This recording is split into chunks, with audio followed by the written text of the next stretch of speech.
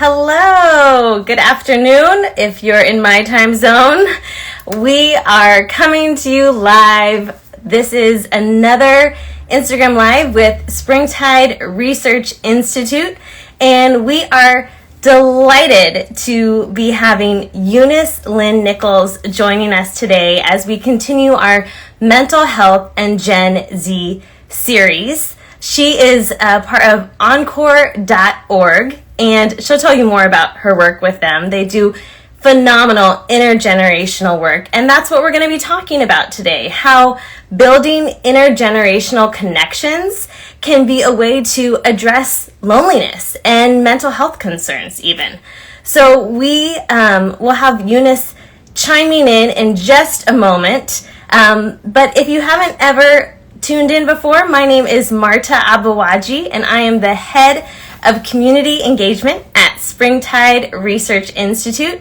And we are hosting these conversations throughout 2022 because Springtide is focused on mental health, specifically with the young people that we listen to, young people ages 13 to 25. All of our research and reporting and the resources we're offering in this year and likely beyond are zeroing in on mental health. So I see Eunice's Encore.org, so let's bring her in and let her introduce herself. You can hear more about the phenomenal work she and her team do. Hi, Eunice. Hi, Marte. This is my first Instagram Live. So exciting. Woohoo! Thank you for letting Springtide be the first to join you on this platform. It looks like you're a pro already. You requested to join easier than a lot of other people have in the past. So I had good training from my Gen Z consultant, my teenage son. So I love it. I love it. So you have intergenerational connections in your own household, serving you very well. I previewed Encore very briefly. Could you tell us more about the great work you and your team do? Absolutely. So I am with Encore.org, as Marte said. We are a nonprofit that's focused on bringing older and younger change makers together to bridge divides and solve problems and ideally create a better future together. And I specifically hold an innovation portfolio where I get to work with some amazing entrepreneurs of all ages that are doing really cool work in the field to bridge those generational divides. I love it. Yeah, we've really enjoyed getting to see the ways that some of Springtide's commitments and Encore's commitments really overlap.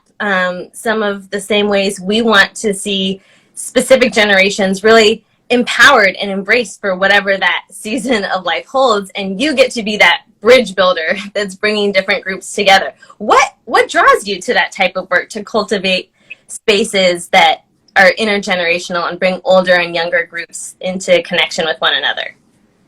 Maybe I'll start with a personal story because I find that the work we do at Encore is by definition personal. As you know, anytime you're talking about young people and then this intergenerational component, we have all been young and we are all growing older. And so I'd say my touch point probably starts with being the daughter of Taiwanese immigrants who grew up in the suburbs of St. Louis, and we brought my grandparents over from Taiwan to live with us, and then they lived near us for much of my upbringing. So I grew up in an intergenerational household. I didn't know any better. And I'd say there's like another piece to this, which is around my passion for belonging, is that as a middle schooler, high schooler, I think those are fraught years for many of us. But I do think I felt like a fish out of water. I was one of very few Chinese people, Asian people at all in my St. Louis suburban school setting. And, I have a visceral, almost like physical reaction or memory, muscle memory to that cafeteria lunchtime scenario where you walk in and it's just everything's played out before you. And I think I often in my middle school and high school setting felt deeply alone.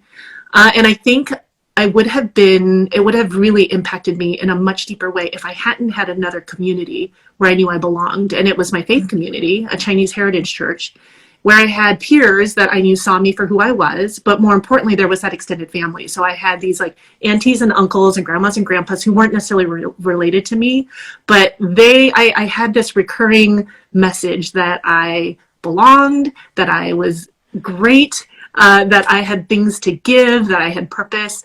And even though that was only a weekly touch point, it was enough to get me through the school day. And so I have a lot of empathy for young people that are trying to navigate this trying time. And I think a lot of that spurred me into work where I felt like I discovered work where I felt like I belonged, bringing the generations together and finding more ways for us to do that for everyone. Oh, that's phenomenal. Thank you for sharing those personal stories. That clearly has shaped your sense of empathy in such a deep and profound way. I mean, the examples you were giving speak directly to our core themes and our research commitments, because we know that a place of belonging, and sometimes that is a faith community, sometimes it's an extracurricular group, sometimes it's a place of knowing within a school.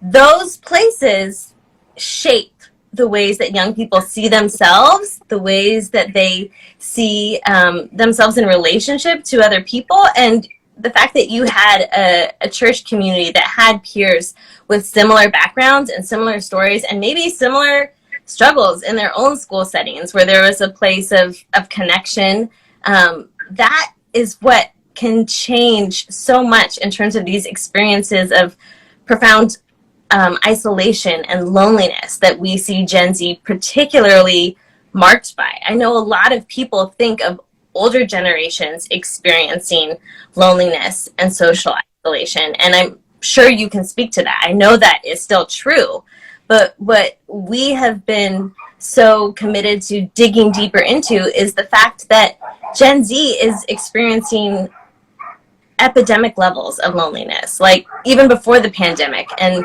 then exacerbated by the challenges of COVID.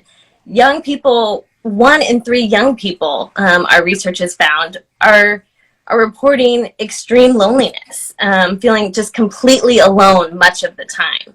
And that's alarming, 1 in 3.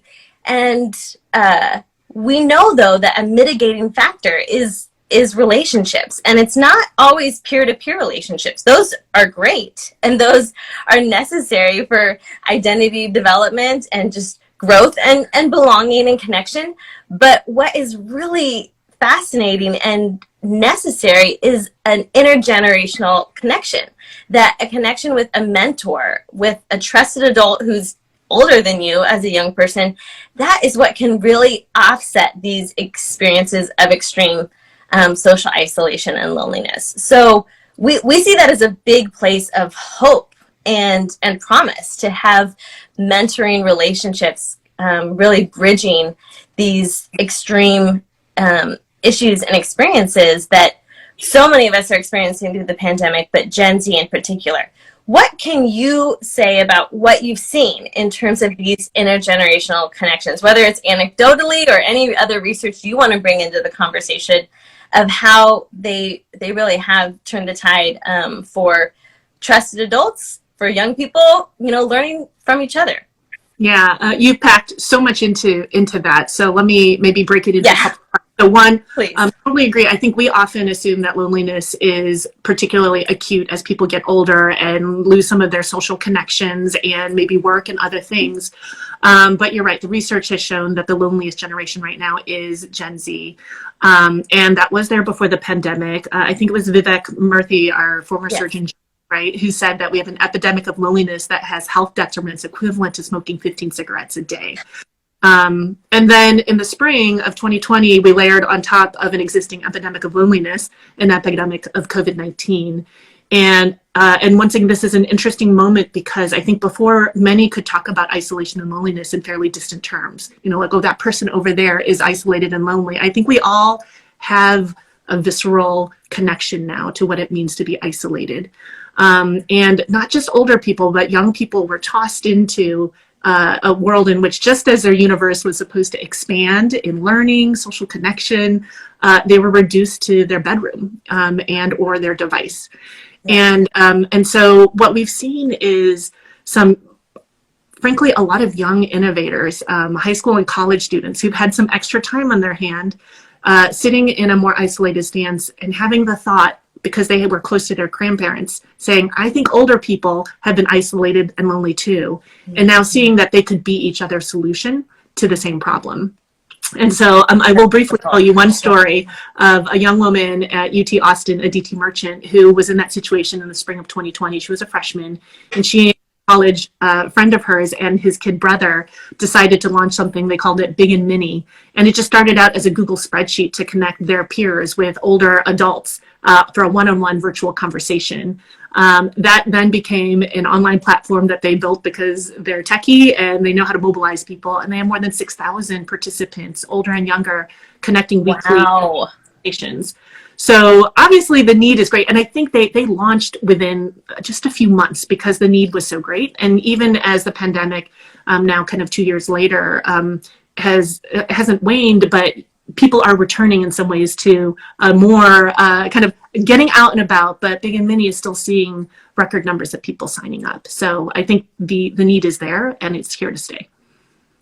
Big and Mini. This is my first time hearing about them. I can't wait to look them up and see the reach of their work. That's phenomenal. I love that, like you said, there were young people who were like, had a way that technology could maybe organize this and facilitate it, but they were really just capturing the vast need that was there. So are they national at this point? They are global, actually. I think I don't know the number of countries, but you can, the nice thing about virtual is you can sign up from anywhere. So Big and Mini. Yeah, that's true. Yes, that's right. I will say the other thought I had was you'd mentioned the importance of a caring mentor. And somebody we quote often at Encore is child psychologist Yuri Brothenbrenner, whom I'm sure you have heard quoted before, but he is famous for saying every child needs an adult who's irrationally crazy about them. Yeah. And from an Encore perspective, I would say the reality is that as you get older, everybody needs somebody who's irrationally crazy about them. And if you're an older person, often it feels extra special for a young person to be crazy about you. So there's that nice bookend then. But I do think there's something special about somebody outside of your family who looks at you and says, I want to be in your life, because it is a different way of being seen. And so I think you had mentioned that, and I'm curious about Springtide and the research you've done on the importance of that person coming from kind of outside the family unit.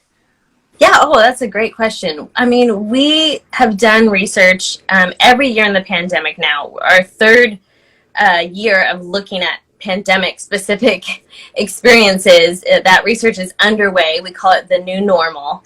And each year we've asked young people who outside your home has connected with you, has checked in on you. And, it's categorized by teachers, friends, other trusted adults, faith leaders. The categories you can see all on our website if you look at the new normal research. And we're looking at how that has maybe evolved or transpired through this ongoing pandemic experience. But I will say, because so much of our audience is faith leaders tend to be at the bottom of who is checking in with young people. And that's been a wake-up call for a lot of faith leaders. Now, granted, we know that young people aren't always connected to faith institutions. So that isn't always a failure of faith leaders. But sometimes it is that, oh my goodness, I'm doing so much for my community, but how much of it is personal relationships? How much of it is that phone call, that check-in, that showing up at someone's performance or weekend sports game, where it is that trusted adult outside the home who you feel like is in your corner and cheering you on, or at least tracking with a big event in your life. We've offered a resource called the Belongingness Challenge, and it builds off of our inaugural report, which is called Belonging, Reconnecting America's Loneliest Generation. And it's just a simple spreadsheet, speaking of Big and Mini, utilizing a spreadsheet, but it gives different categories of items you could track with the young people in your circle of care, whether it's, their name, their pronouns, their birthday, or maybe it's not every culture and community always marks birthday. So what is a major event in their life, or just a detail that you can be checking in on? So maybe it's, hey, I know you're really preparing for this audition.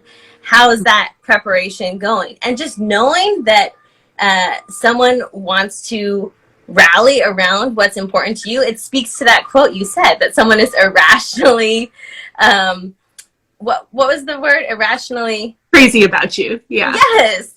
Just that they're, cheering you on, that you are showing up for them and they feel that support. And sometimes it is virtual. Sometimes it is a phone call or a text or some, safe means of communication.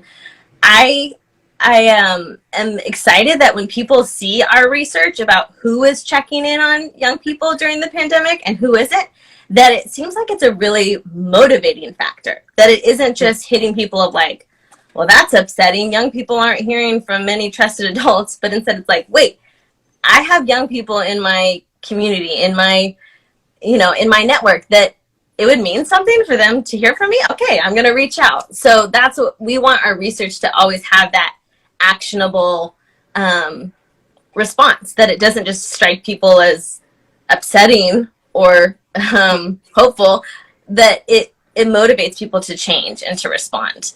I'm wondering if you feel like in mentoring relationships, is there anything about Gen Z that you feel like is something specific for people to know about or recognize in terms of how they operate in a mentoring relationship compared to different generations?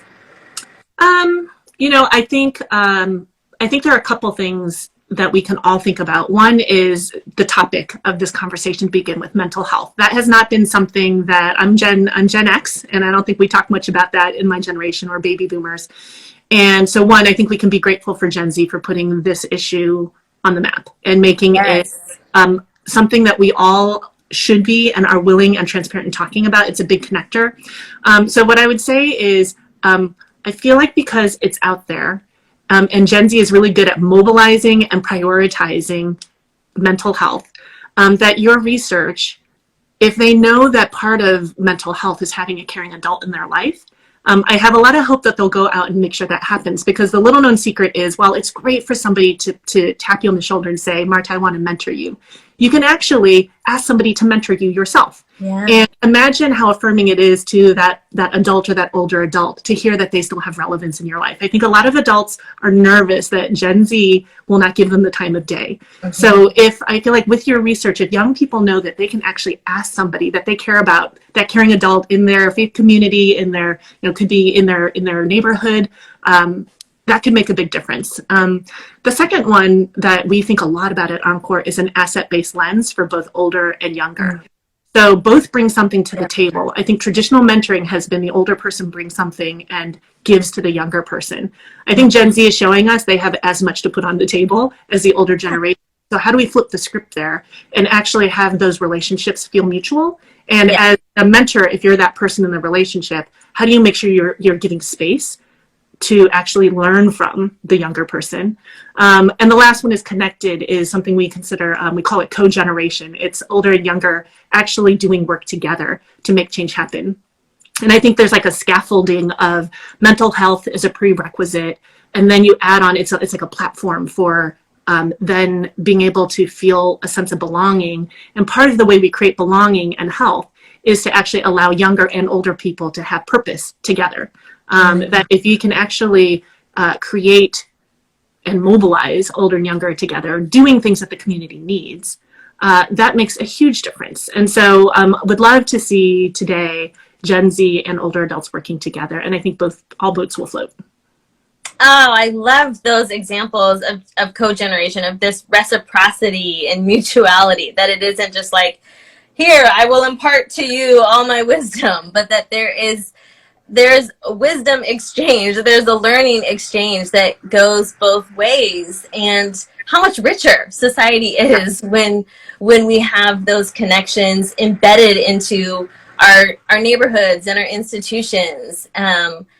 And I really like what you said too, and I find it true as well with the young people that we're connected to in our Springtide Ambassadors program, that Gen Z is really helping destigmatize the mental health conversation, that it is something that we have brushed under the rug in a lot of past generations and ways that institutions have operated. But Springtide is really working to help organizations become more mental health positive. So it isn't just an individual having a mental health experience and how do we address something for that individual, but that there is a strategic re-examination of how we are approaching mental health and how we can be more mental health positive instead of always responding to crises. We still need crisis responses, absolutely. But instead of that being kind of the only way that we address and even talk about mental health, to instead have so many proactive approaches that reassess how we relate to one another. And our first report that's coming out in just a few months is about schools and educators and trusted adults on campuses of higher ed, as well as middle schools and high schools, what they can do to help Gen Z in these mental health spaces. I'm wondering, is there anything that you would just say, oh my goodness, I'm a mother of a teenager myself, I'm someone who's committed to intergenerational connections and learning. This I would really hope that schools and educators could understand this, or could be exploring this when it comes to mental health in Gen Z.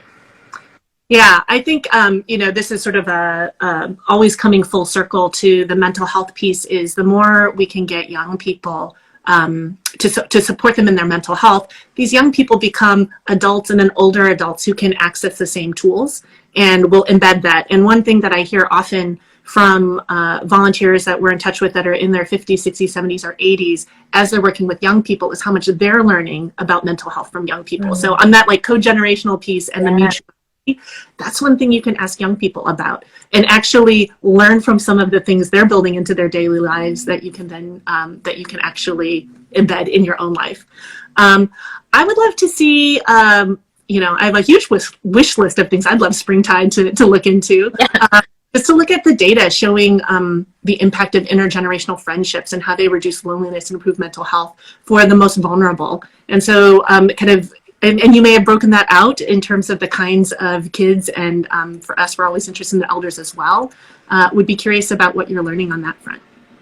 Oh, I feel like I have a small thing I can contribute in terms of past research, but I love hearing the ways that we can keep building upon that as well. And that is, and I referred to it a little bit in the sense that peer-to-peer relationships are great, but the fact is that our research on loneliness has found that a trusted adult in the life of a young person cuts severe isolation in half. And then the more and more trusted adults you add, so that's just one trusted adult in the life of a young person. So if a young person has two adults that they feel like is really in their corner, or three or four, it just lowers and lowers those experiences of isolation and loneliness. And that's really hopeful to me, that adults can have that impact. But you've already illustrated in so many beautiful ways that it goes both ways, for sure.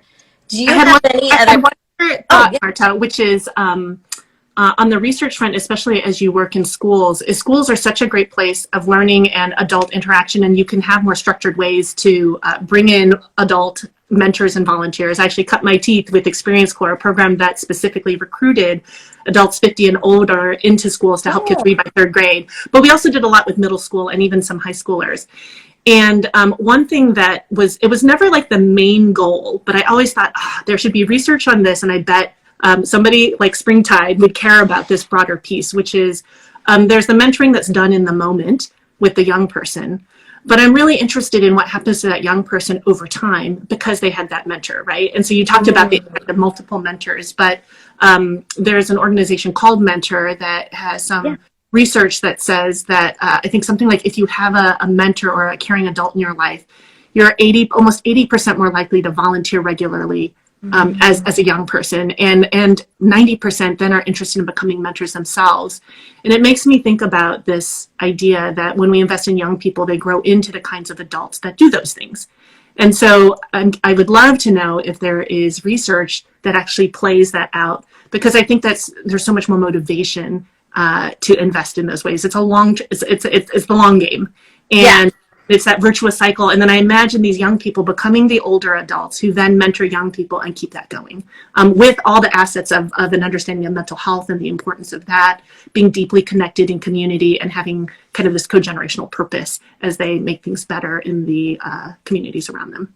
That longer range study, that gets me excited thinking about the ways that we can see how, yes, it's impactful now, but what does it look like when you're on the other side? I mean, I feel like I anecdotally see small glimmers of that from some of our Springtide ambassadors who, in this 15-month program with us, a lot of them have started out in their final semesters of college, and then they've already graduated with us, and some of them have gone on to teaching jobs.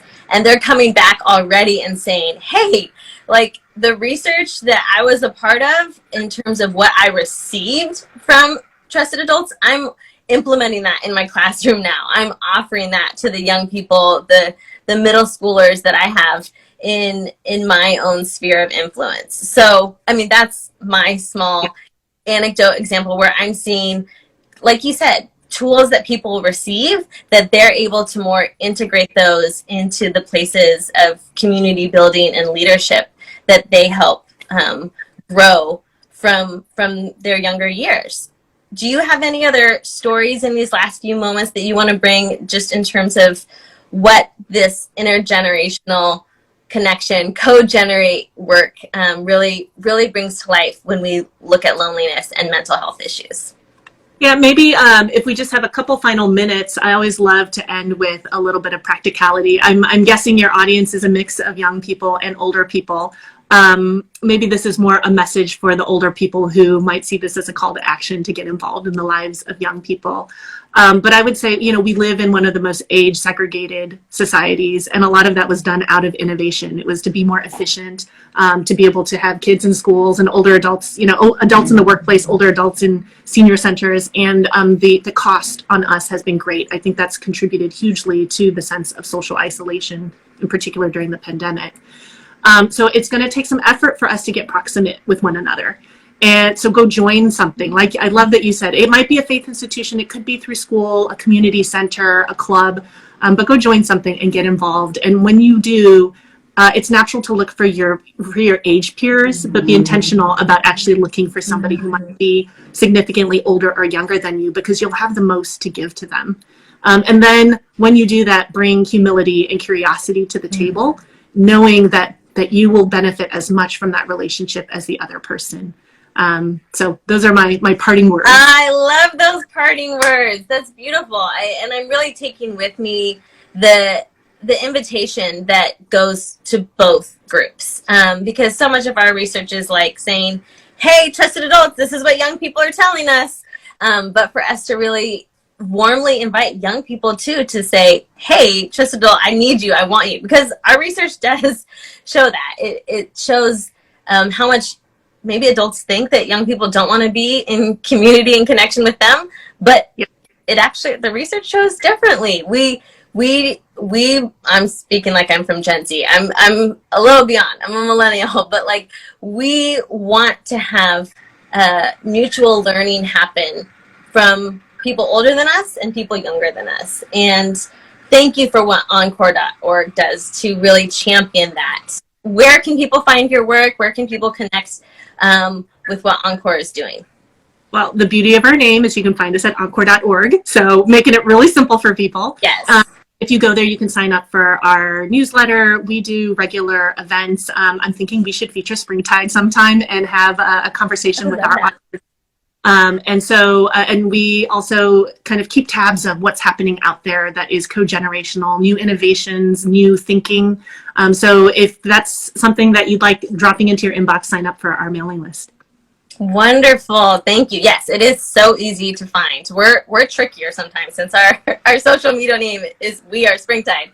But this has been a joy to have Springtide and Encore in conversation. We'd love to continue it with you, Eunice. And let me wish you and everyone else in our audience a happy International Women's Day and Women's History Month. Thank you for tuning in. Thank you for the ways that you, if you're a trusted adult listening, is is looking to invest yourself more deeply in the life of a young person. And if you're a young person listening, the ways that you can also be a place that offers teaching and learning.